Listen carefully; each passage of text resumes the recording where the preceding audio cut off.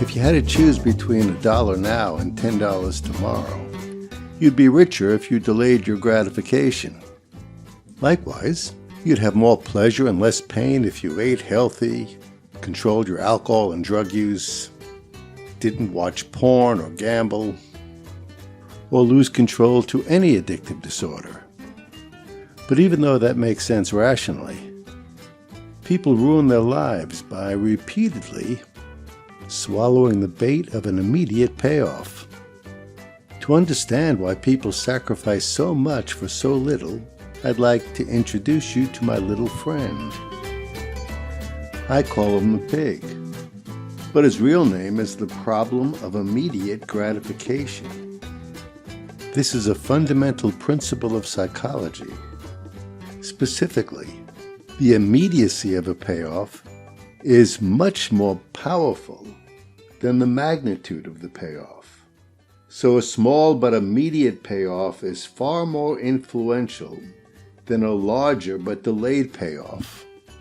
The pull of a temptation is similar in form to the pull of gravity or the pull of a magnet.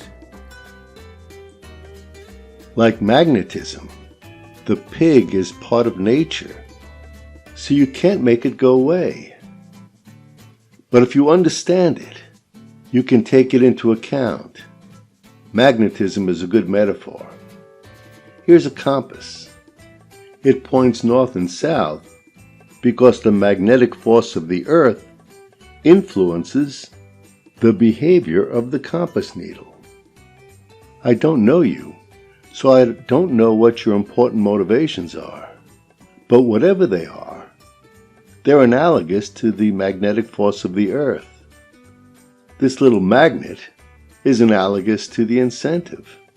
It's not that you want the incentive more than the important things in life, but the incentive can exert a greater pull on your psyche because it's so close. What being responsible is, I believe, is to be influenced by the things that are really important to you and not be pulled off track by these little incentives that come along. But that turns out to be difficult because when you're in a high-risk situation, the incentive will be nearby and will have a greater influence on you than you can now imagine. The pig is so effective in causing relapses because it is so deceptive. If a bad guy tried to overpower you to give up everything that's dear to you, it probably would fail.